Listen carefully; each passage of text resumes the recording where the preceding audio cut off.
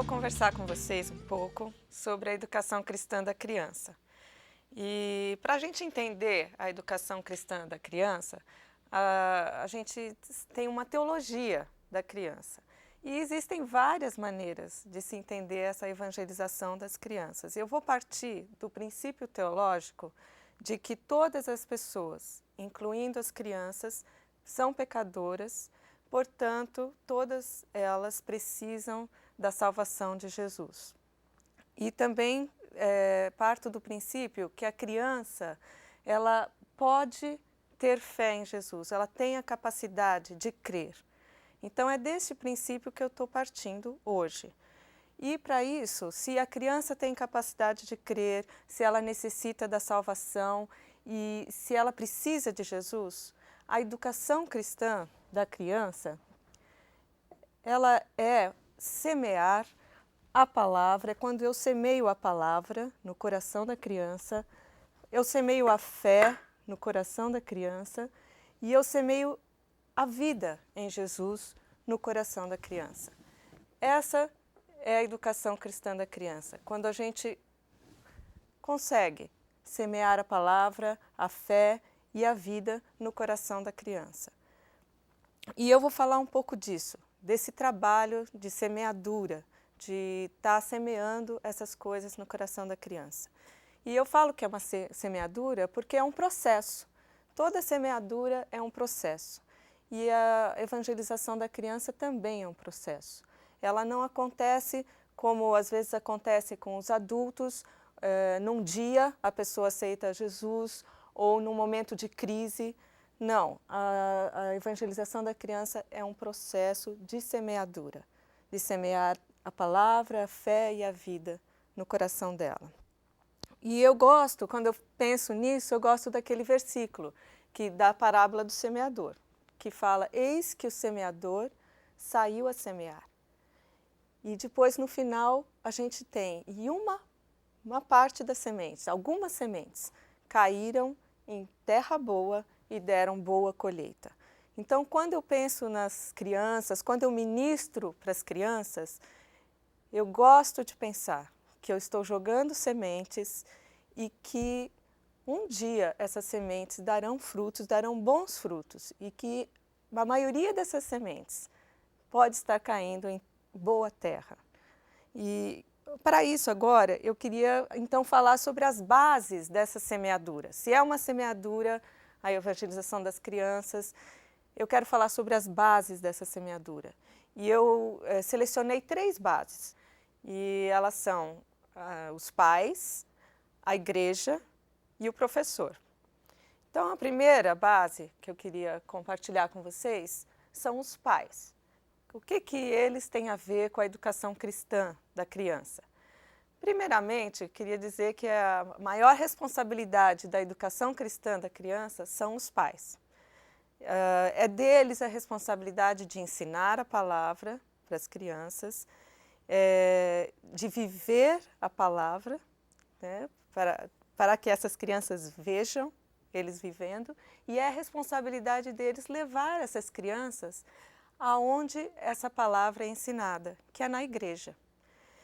Eu queria dizer um pouco sobre esse ensinar a palavra às crianças. É uma ordem de Deus. É uma ordem bíblica aos pais. Então eu queria citar 4 versículos. E o primeiro está em Deuteronômio: não te esqueças do que tem visto e os farás saber a teus filhos e aos filhos dos teus filhos.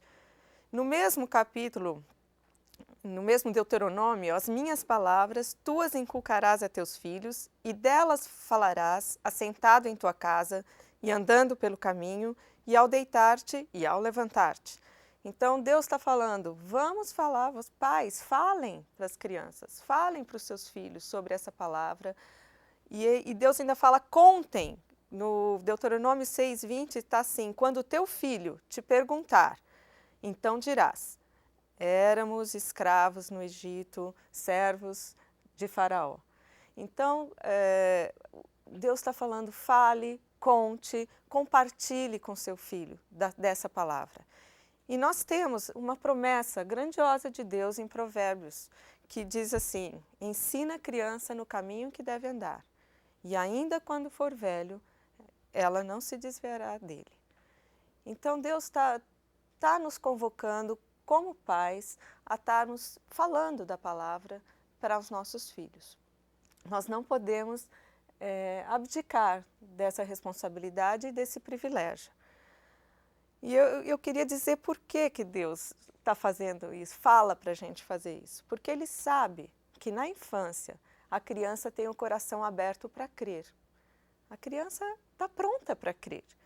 E para ela é a coisa mais fácil acreditar nas pessoas. Quanto mais os pais. A criança adora escutar histórias dos pais, conselhos, opiniões. É um prazer para a criança. Então, quanto mais os pais investirem nisso, falarem para os seus filhos, contarem e as coisas de Deus, as verdades espirituais, mais eles vão estar semeando a palavra, a fé e a vida no coração dessa criança. Eu quero contar que eu me lembro muito bem das coisas que os meus pais falavam para mim, das histórias que meu pai me contava, das músicas que a minha mãe cantava para mim, dos ensinos que eu recebi quando criança. Eles ainda estão enraizados na minha memória, no meu coração. São coisas que a criança jamais esquece e leva consigo durante toda a sua vida. Mas não basta para o pai ensinar só a criança. O pai tem que viver a palavra. E como que ele faz? Ele tem que ser o exemplo, tem que ser exemplos de como viver a fé cristã. Os pais são os primeiros modelos das crianças. São os pais onde a criança vai olhar e vai querer perceber se aquela fé que o pai diz crer é verdadeira ou não, certo? Então eu pus assim, eles são os maiores exemplos de como viver a fé cristã. E ao mesmo tempo, os pais têm que ser coerentes com aquilo que eles dizem crer. Então, os filhos vão checar as coisas que os pais dizem com as coisas que os pais fazem. Então, é muito importante e muito difícil ao mesmo tempo, né? Mas é um desafio que os pais têm nessa semeadura no coração dos seus filhos, é de ser coerente com aquilo que eles dizem crer.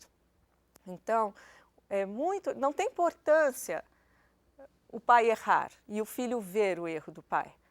Se o filho vir que o pai sabe pedir perdão, se o pai sabe ser humilde.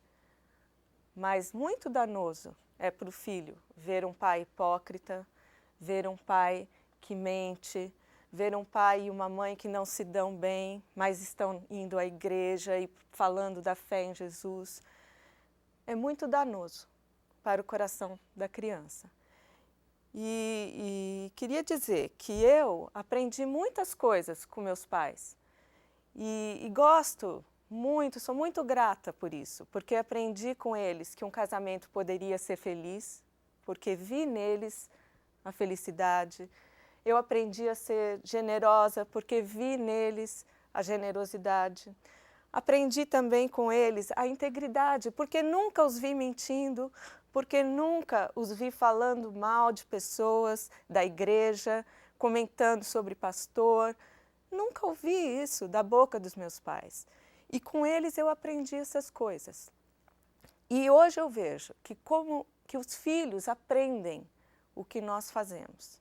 Eles vão ser reflexo do que nós, como pais, fazemos, de como nós vivemos a nossa fé.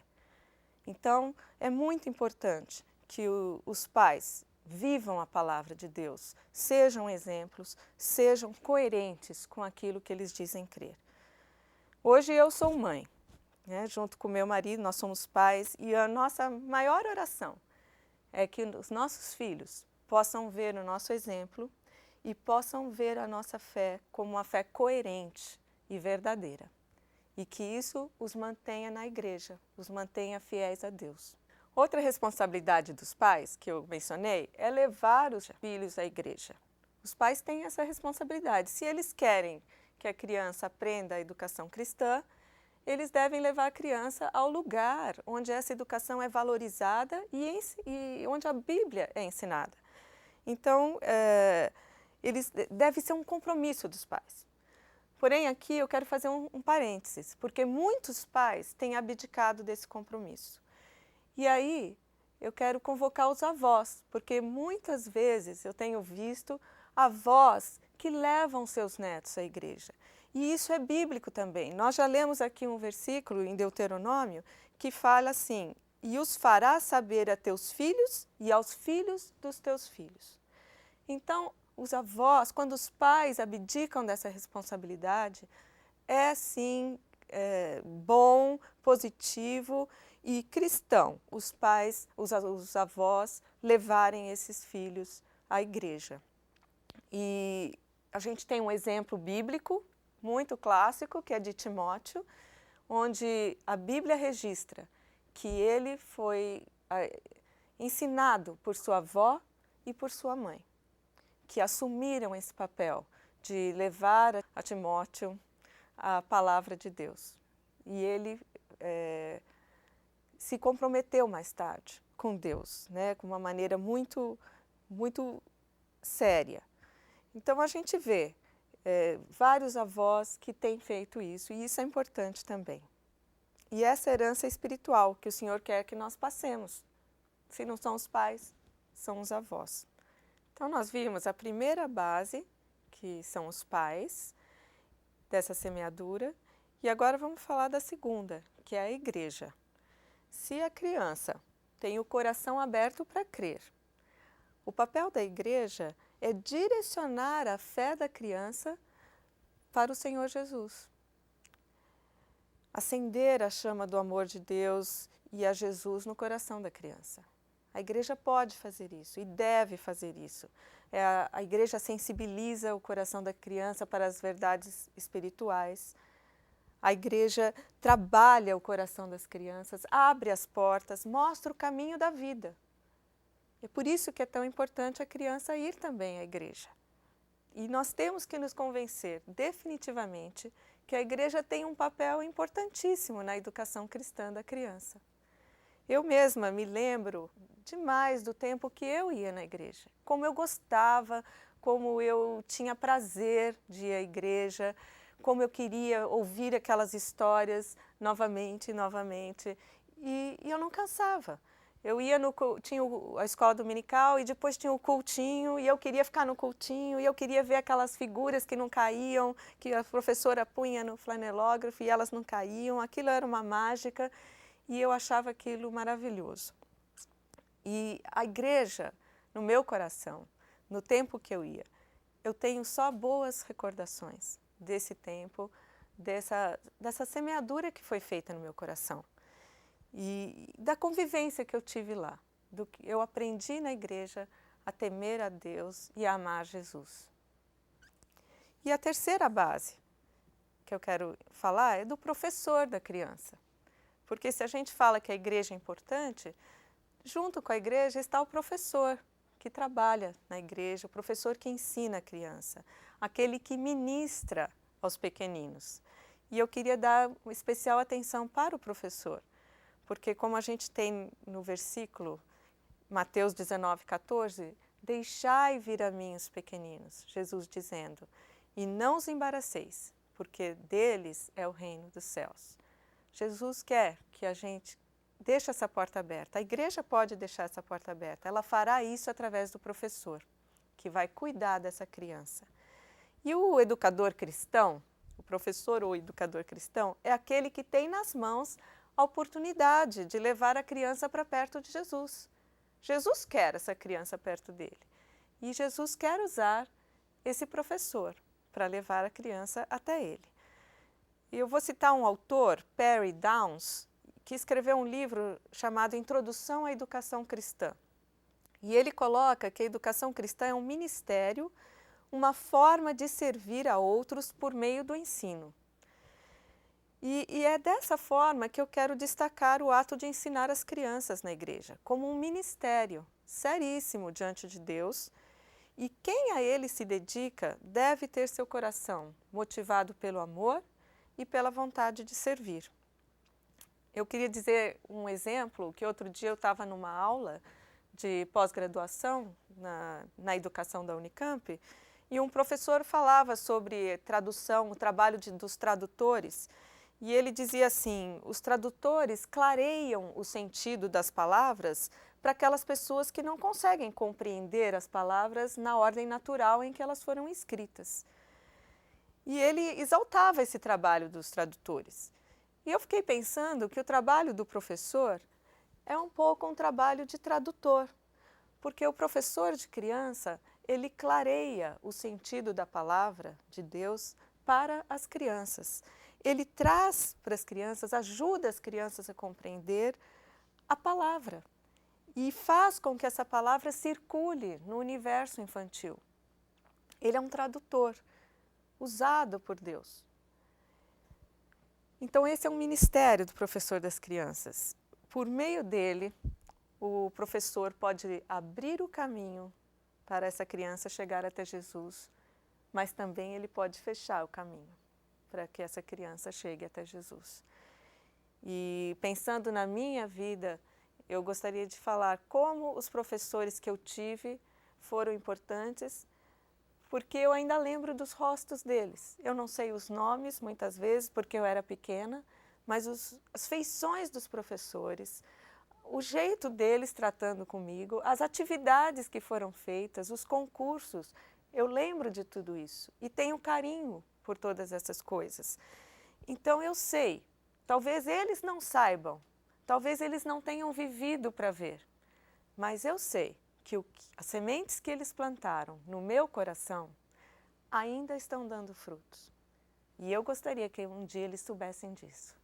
E a minha oração, quando eu ensino as crianças, é que as sementes que eu tenho plantado também um dia deem frutos no coração deles, pela graça de Deus. Bom, agora eu vou falar mais um pouco sobre esse ministério da igreja, de levar a criança para perto de Jesus.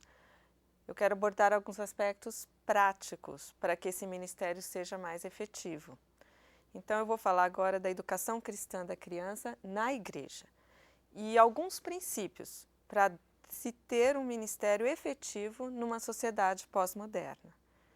Eu vou falar do princípio da organização, o princípio do ensino e o princípio da inovação. Então, o primeiro, da organização, eu chamei de um subnome, organizar para fortalecer o ministério. Organizar é arrumar, é ordenar algo para que este possa ser visto de maneira clara e assim ser aproveitado e não perdido. Porque quando as coisas não estão organizadas, elas se perdem. Vocês sabem disso, quem tem casa. Se a gente não organiza as coisas na nossa casa, a gente não sabe onde elas estão. A gente acaba até às vezes perdendo coisas dentro da nossa própria casa. Então, quando eu organizo, eu tenho uma visão e eu pego essa coisa que eu acho importante e preservo e deixo ela pronta para ser utilizada e bem utilizada. Portanto, quando eu falo da organização do ministério com crianças, como um princípio prático, eu falo primeiramente da valorização desse ministério por parte da liderança da igreja. Se a liderança tem que ter essa visão, a visão da importância da educação cristã das crianças. Cabe à liderança da igreja se preocupar com isso, incentivar a criação desse ministério e o desenvolvimento desse ministério e apoiar todo o trabalho com as crianças dentro da igreja.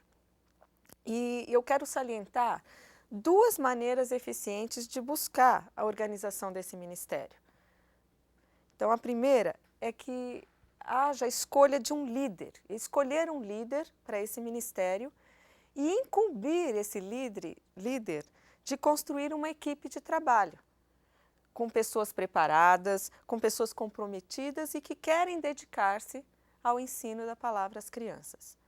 Então, a liderança tem a visão. A liderança escolhe um líder e o líder constrói essa equipe de trabalho, de professores dedicados, de professores dispostos a investir a sua vida e o seu tempo nas crianças. E a liderança também disponibiliza recursos financeiros. Sim, o trabalho com as crianças precisa de recursos financeiros. A igreja precisa investir nesse desenvolvimento do Ministério Infantil. Então, esses recursos financeiros são para o espaço, a infraestrutura da igreja precisa ter um investimento para que o ministério funcione de uma maneira adequada. O investimento precisa ser em materiais, tanto histórias como visuais, material para atividades. A igreja precisa investir. E, em terceiro lugar, a igreja precisa investir em pessoas. E digo isso financeiramente, em pessoas. Algumas igrejas, elas recompensam financeiramente as pessoas que trabalham com jovens, as pessoas que trabalham com adolescentes, mas não recompensam financeiramente as pessoas que estão trabalhando com as crianças. E eu achei isso muito interessante. Eu viajei recentemente para os Estados Unidos, fui para uma conferência, tive a oportunidade de falar lá e visitei muitas igrejas. E nessas igrejas eu conheci o trabalho infantil que elas têm. E todas as igrejas que eu visitei, elas têm uma pessoa trabalhando remuneradamente com crianças. E é uma visão muito importante que nós brasileiros ainda não temos. Estamos começando a ter. E algumas igrejas já têm um chefe de equipe remunerado, trabalhando com crianças.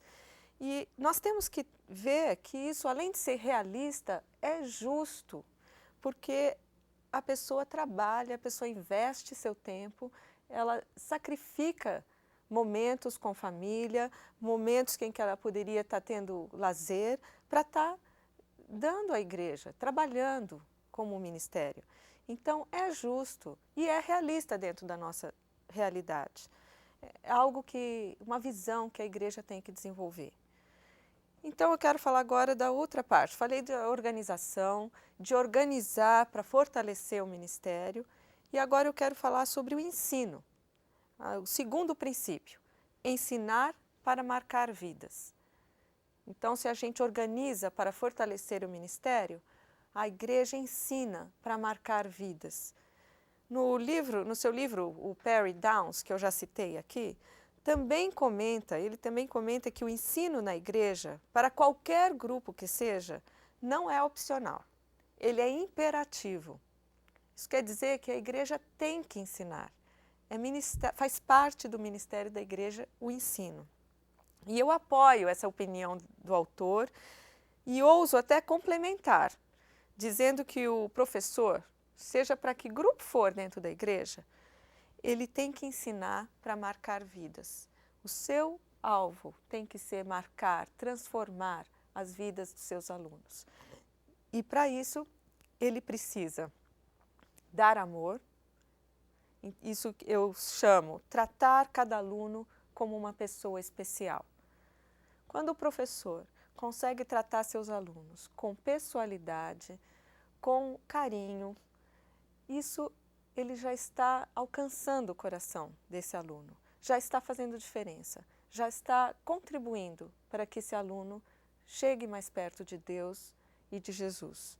Outra coisa que esse professor tem que ter é ter disponibilidade para pastorear.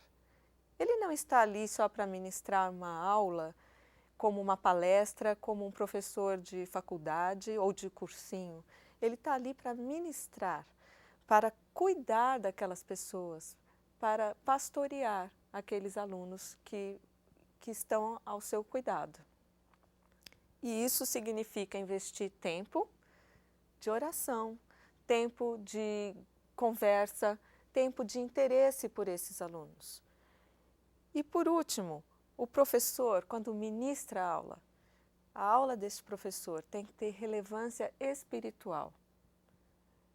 Que adianta uma aula bem dada, uma aula bem preparada, que não tenha uma relevância espiritual para os seus alunos?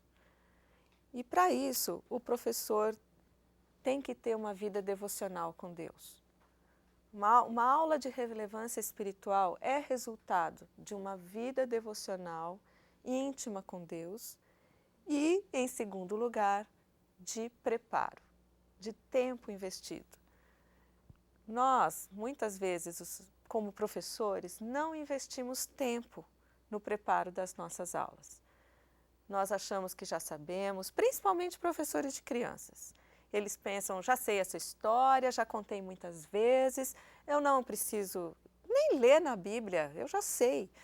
E isso é uma tentação para nós, nem estudarmos. Mas não é o padrão de Deus. Nós temos que investir, mesmo sabendo a história, mesmo conhecendo o assunto, temos que investir tempo de oração, temos que investir tempo de preparo em como vamos fazer, como vamos ministrar, pensar nos nossos alunos, na realidade desses alunos, o que eles estão vivendo, como, o que eles precisam, que ajuda eu posso dar. Então, é um tempo grande de preparo. Eu gostaria só de mencionar que uma aula bem preparada exige oração, meditação. Eu não posso preparar uma aula sem pensar nesta aula. Exige pesquisa, que eu pesquise sobre esta aula, sobre esse assunto, que eu alargue os assuntos, que eu saiba coisas a mais interessantes sobre esse assunto. Exige a construção de um roteiro de aula, então eu tomo tempo para construir, escrever um roteiro. Também uma aula, principalmente no caso das crianças, exige escolha de material. Eu tenho que pensar que tipo de material eu vou usar na minha aula e, no caso também das crianças, a escolha de uma atividade. Geralmente os professores de crianças, além da aula, além de usar material, ainda dão uma atividade para a criança. Então, o trabalho do professor é grande, ele tem que investir tempo. Se não investir tempo, como ele vai fazer com que essas atividades sejam interessantes para a criança e que tenham relevância espiritual na vida da criança? E eu sempre digo para as pessoas, para os professores que eu converso, que eu oriento, se aquela aula que você vai ministrar não fez nenhuma diferença no seu coração, se Deus não falou nada para você com esta aula que você está preparando, como você pretende fazer diferença no coração da criança?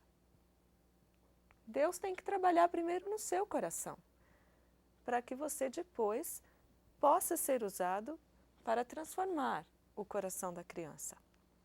E isso exige tempo, exige oração, exige sacrifício, muitas vezes. E não é fácil, eu sei. Muitas vezes eu tenho vontade de fazer outras coisas, mas eu tenho uma aula para preparar e eu tenho que deixar algumas coisas de lado para poder estar preparando essa aula.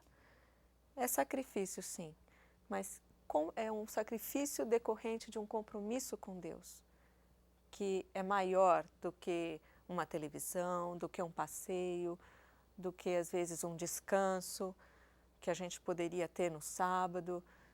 É maior. Nosso compromisso com Deus tem que ser maior, o nosso compromisso com os nossos alunos tem que ser maior que isso. E agora eu vou falar do terceiro princípio, que é o princípio da inovação. E eu coloquei o subtítulo, ousadia para fazer diferença. Então, no nosso século, pós-moderno, no século XXI, na era pós-moderna, nós temos, como igreja, como professores, que buscar, na ousadia, fazer diferença, sermos ousados, inovarmos as nossas maneiras de ensinar, os nossos materiais, temos que ser diferentes. Isso vai atrair as crianças, isso vai fazer diferença na hora da nossa aula. Então, eu gostaria só de dizer que todos nós gostamos de coisas novas. Quem não gosta de uma novidade? Eu lembro dos meus filhos, há pouco tempo lançaram um filme no mercado que todo mundo queria ver, porque era um lançamento esperado. E os meus filhos tinham que ver no primeiro dia. Tinham que ir, ficar naquela fila e esperar não sei quantas horas, porque eles queriam ver o filme no primeiro dia da estreia. Por quê? Porque a novidade é muito boa. E dizer que você já foi ver aquele filme no primeiro dia é melhor ainda. Então, é uma satisfação. E quem de nós também não quer ir conhecer um restaurante novo que está fazendo sucesso, ou um shopping novo que abriram? Todos nós gostamos disso, de ir a lugares diferentes, de conhecer coisas novas e atrativas. Isso também é verdade no contexto da igreja, no contexto do ensino. É bom a novidade, é bom não ser sempre igual, é bom ser diferente. Então, queria deixar 3 desafios para que essa inovação possa estar acontecendo nas nossas classes e nas nossas igrejas. E o primeiro desafio é o desafio de criar, o desafio da criatividade e da inovação. E quero dizer para vocês que criar é experimentar e fazer coisas novas. E eu sei que a gente acha difícil ser criativo, né? Mas a gente não pode esperar alcançar as crianças da nossa época, que são banhadas pela criatividade aí fora, com coisas novas, com coisas diferentes, sem também sermos criativos, sem também sermos diferentes, impactantes e surpreendentes para essas crianças. E não só as crianças, né? Eu acho que nós adultos também. Como é bom ter uma aula diferente, que nos surpreenda, que nos traga coisas novas. Então, todo professor deve procurar diversificar a sua maneira de ensinar, usando a criatividade. E agora vem o problema da criatividade. Como ser criativo? A maioria das pessoas que eu converso, elas dizem, mas eu não sou criativa, eu não sei criar. Eu mesma, quando estava preparando esse setting aqui, eu pensei, se eu quero falar que educação cristã da criança é ensinar a palavra, a fé e a vida em Jesus, como eu posso mostrar isso, visualizar isso para as pessoas que vão estar vendo, me assistindo? Então, já sei, vou usar uma criança, vou usar a Bíblia, a cruz para falar da vida, mas aí vem um problema. E a fé? Como que eu vou visualizar a fé? E eu fiquei pensando nisso, eu queria visualizar a fé de algum jeito, e eu não sabia. E aconteceu que eu saí, tive que ir na 25 de março em São Paulo para comprar material para a igreja, e eu estava com esse negócio da fé, como que eu vou representar a fé? E aí eu fui em algumas lojas lá e eu falava, a senhora tem alguma coisa que pudesse ser um foguinho? E a pessoa falava, não, eu não tenho nada que possa ser um foguinho. E eu falava, mas eu preciso. E eu fui em umas 3 lojas procurando um fogo. Só achei um fogo bem grandão e eu não queria. Até que numa loja eu vi esse copinho que quando você bate, ele faz essa luzinha. E aí eu já estava desanimada, porque eu falei, eu não vou conseguir representar a fé. Mas aí esse copinho, ele representou para mim. Eu falei, não, eu posso representar a fé com esse copinho. A fé, assim, é alguma coisa que acende dentro de nós, uma coisa que fica ali vibrando. Ele pode representar a fé, sim. Eu vou levar esse copinho. E aí eu comprei o copinho. E eu quero dizer para vocês que é assim o processo de criatividade. A gente não sabe, às vezes, como fazer alguma coisa, a gente não tem ideia, mas a gente começa a fazer e começa a pensar sobre essa coisa.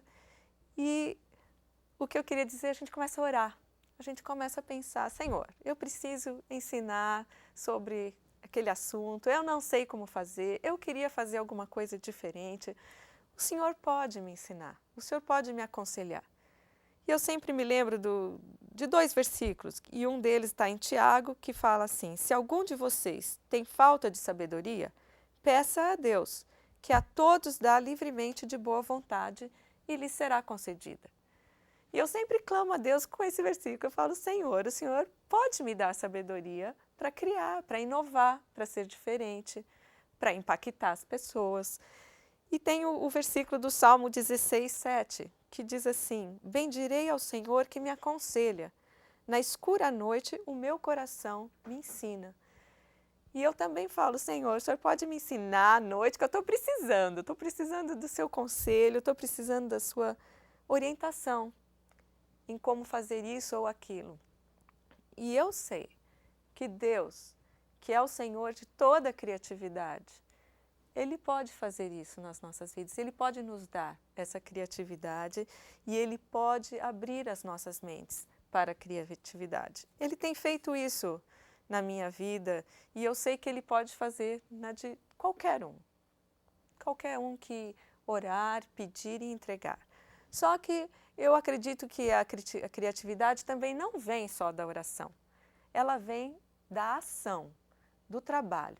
Se eu não tivesse saído, se eu não tivesse ido procurar, se eu não tivesse me esforçando, eu não ia achar esse copinho para representar o fogo. Se eu ficasse na minha casa falando, eu não sei como representar a fé, eu não vou saber como representar a fé, provavelmente eu não iria ter esse copinho aqui hoje.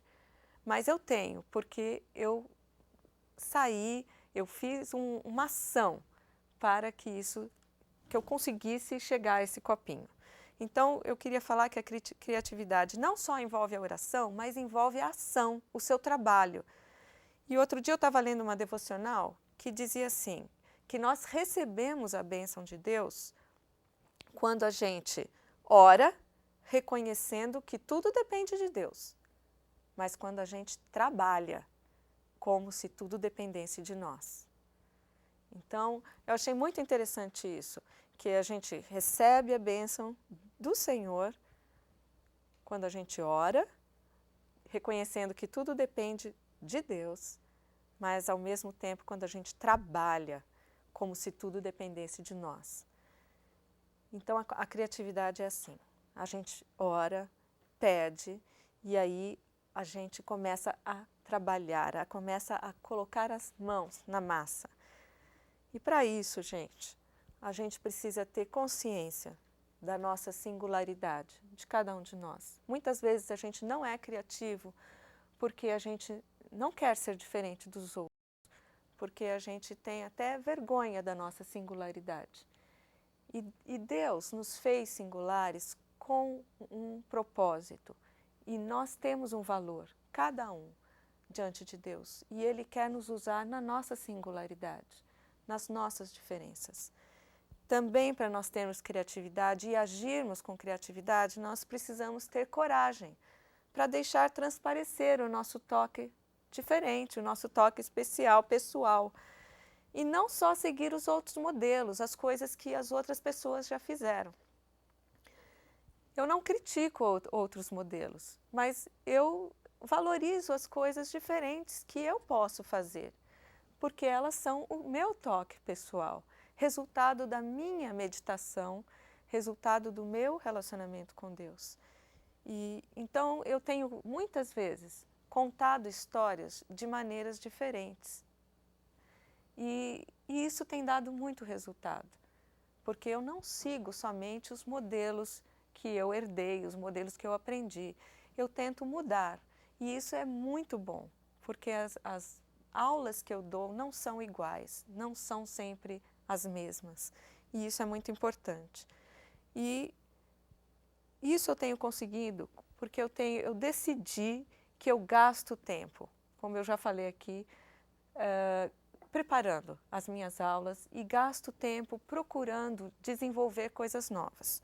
Eu queria contar para vocês e mostrar quando eu precisei visualizar uma história, a história de José, e eu não tinha material, não tinha figuras, não tinha flanelógrafo nessa época para usar, eu não tinha como visualizar a história de José com Potifar e a mulher de Potifar. Era esse evento, esse episódio que eu ia contar.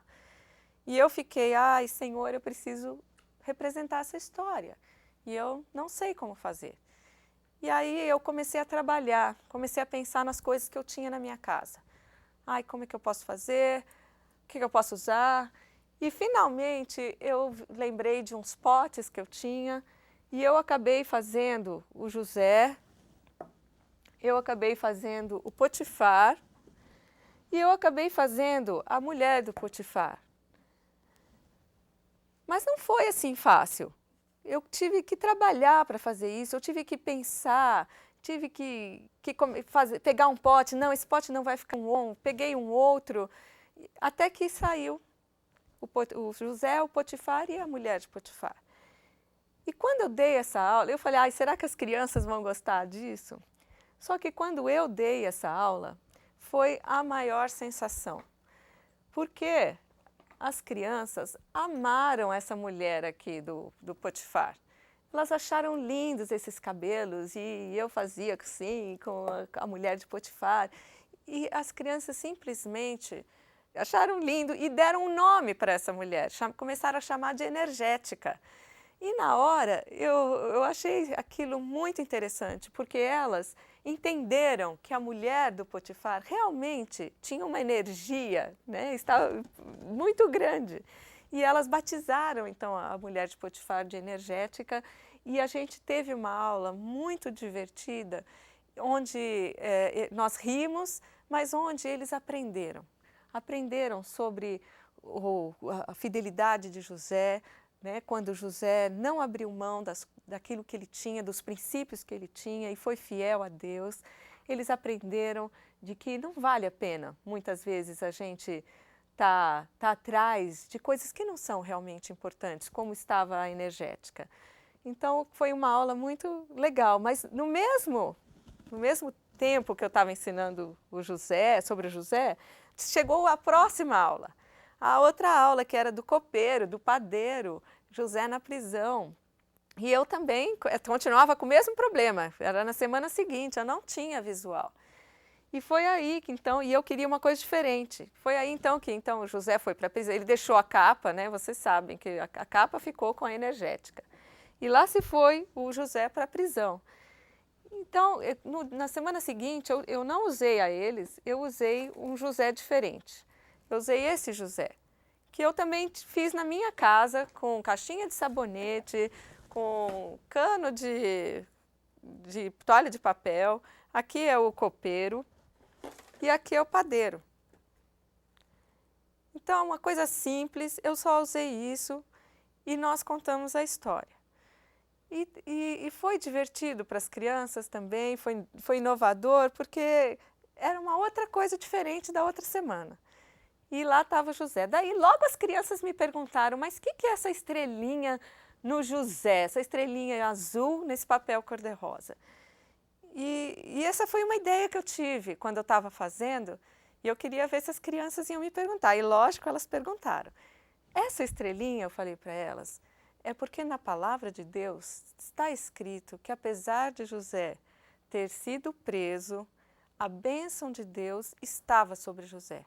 Aonde quer que ele fosse, o que quer que José fazia, a bênção de Deus estava com José. Então, como eu não tinha como representar a bênção de Deus, eu representei com essa estrela.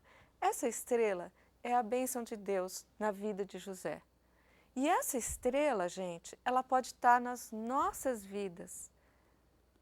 Quando nós abrimos o nosso coração para Deus, Ele pode marcar o nosso coração com uma bênção, com a bênção dEle, com o cuidado dEle por nós.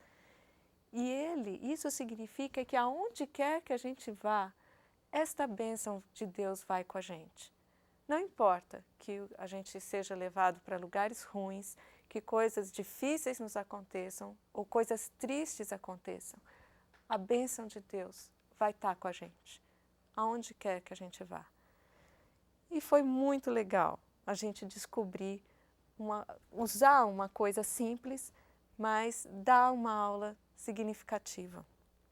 Eu também queria dizer que atualmente eu tenho tentado buscar, visualizar verdades espirituais com coisas concretas, com experiências científicas, eu chamo. E as crianças já sabem que quando eu chego lá e digo para elas que hoje vai ter uma experiência científica, elas sabem que elas vão aprender um versículo de uma forma concreta, visual, diferente. Então eu faço as experiências diante das crianças. E isso tem sido muito bom. Só que não é fácil pensar nelas, precisa de criatividade. E eu sempre estou pedindo para Deus, me ajuda, me dá a criatividade para conseguir bolar essas experiências e que elas calem no fundo do coração das crianças. E isso tem sido muito gostoso. Eu queria só citar uma que eu fiz com as crianças há pouco tempo.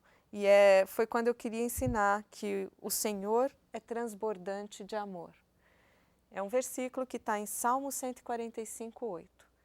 O Senhor é transbordante de amor. E eu queria ensinar esse versículo para as crianças. E queria fazer uma experiência. Então eu cheguei de doutora e fiz uma experiência com eles. E a experiência foi, eu levei uma bacia, coloquei um copo dentro da bacia e levei um pote muito grande com muita água. E falei que eu ia fazer uma experiência e que eu queria saber se aquilo era verdade, o que ia acontecer com aquele copo se eu enchesse de água e enchesse de água. Então, o copo, eu falei, era o nosso coração e a água era o amor de Deus. Então, eu comecei a encher o copo. Quando a gente recebe a Deus, o amor dele começa a entrar no nosso coração. E começa a entrar, e começa a entrar. E a água foi sendo derramada. E o amor de Deus entra, e de repente aquele copo começou a transbordar. E eu falava assim para as crianças, o amor de Deus é tão grande no nosso coração que ele começa a transbordar, que ele começa a sair, que o nosso coração não é grande o suficiente para guardar todo o amor de Deus por nós. Ele transborda, ele alcança outras pessoas, ele alcança outras vidas. O amor de Deus, o Senhor é transbordante de amor e o amor de Deus é transbordante em nós. E aí aquele copo jorrou e as crianças entenderam que o Senhor é transbordante de amor. Na semana seguinte, eu levei a mesma bacia, só que eu pus uma jarra muito grande e não um copo. E aí eu falei que eu queria saber, e se fosse um coração muito grande, como é que Deus ia conseguir encher aquele coração? Como é que aquele coração ia transbordar? Porque aquele coração era muito maior que o outro. E as crianças falaram, ai, será que vai transbordar? Como é que vai ser? E aí então nós fomos enchendo aquela jarra e de repente a jarra também começou a transbordar. E aquela hora eu falei para as crianças assim, não importa o coração, não importa a pessoa, não importa se ela é grande, se ela é importante, se ela é pequena, se ela é pobre, se ela é rica, o amor de Deus é transbordante, o Senhor é transbordante de amor em todos os corações que se abrirem a eles. E aí as crianças decoraram esse versículo e elas até hoje ficam falando, vamos fazer mais experiências, vamos fazer mais experiências. Isso tudo estou contando para vocês, para incentivar vocês a criarem, a serem criativos, a pensarem em maneiras novas de contar às crianças sobre a palavra de Deus. Existem muitas coisas que podem ser criadas e feitas. E surpreender as nossas crianças e calar fundo no coração delas e transformar a vida delas. E sobre isso, tudo isso da criatividade, eu quero concluir então, fechando dizendo, a oração e a ação são passos importantes, são os passos que vão nos levar a sermos criativos, a sermos diferentes, a alcançarmos a inovação. E queria dizer que outra maneira de se alcançar a inovação dentro da igreja, sem ser a criatividade como primeiro ponto, o segundo ponto, o desafio do prazer. E é a vontade de proporcionar à criança um momento prazeroso e único dentro da sala de aula. Mas isso não estou querendo dizer que é um momento divertido, onde só acontecem coisas boas, onde a criança só ri, onde só diversão acontece. Quando eu falo de desafio do prazer, eu estou falando de a gente ter na sala de aula um momento tão diferente, tão especial, que a criança saiba e tenha consciência de que aquilo que ela está recebendo ali, ela não vai receber em nenhum outro lugar. Isso quer dizer, é um momento onde a criança vai receber a mensagem espiritual, ela vai aprender a orar, alguém vai orar com ela vai ter um incentivo pessoal, alguém vai ser transparente com ela. Tudo isso faz parte do momento prazeroso, do momento construído na aula, único, onde não dá para ser em outro lugar. A criança sabe que ali ela tem. Então, esse é um desafio que o professor tem, além da criatividade, de ter aquele momento da aula, de fazer daquele momento da aula um momento de prazer para a criança.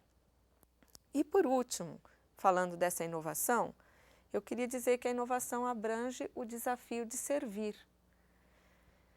E aí vocês vão me dizer assim, mas o educador, ele já ministra aos pequeninos e agora o educador vai servir aos seus alunos?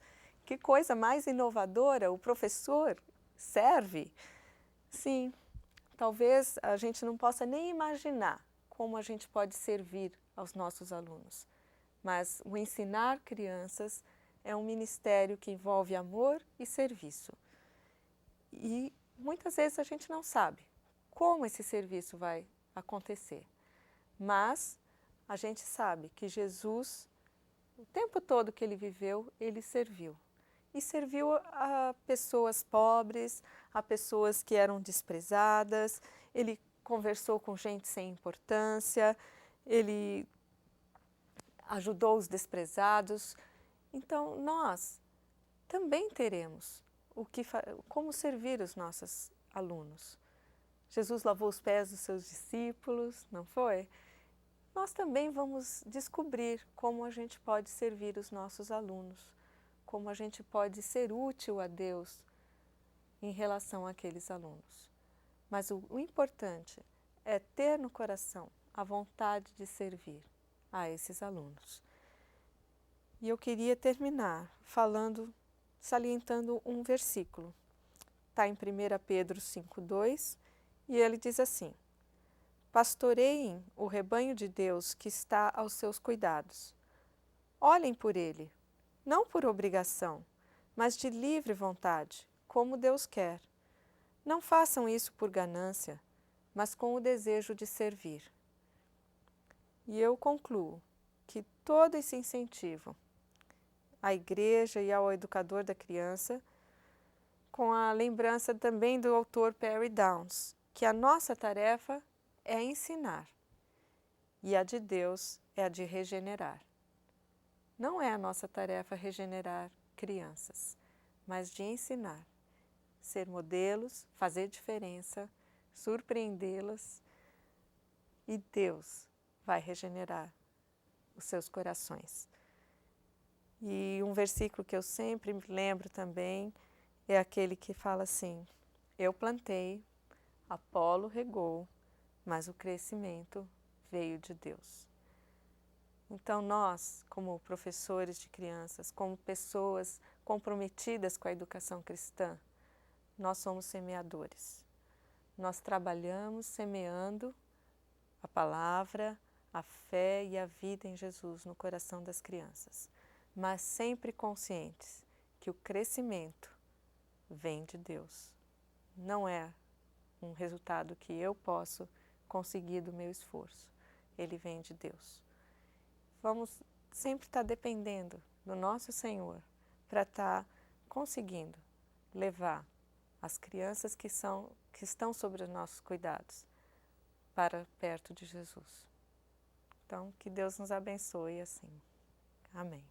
No decorrer da palestra, o senhor Ele está alegre, tem muitos motivos para agradecer a Deus. Chegando ao nível de a gente poder dizer que uma coisa... Mais do poder de Deus do que das nossas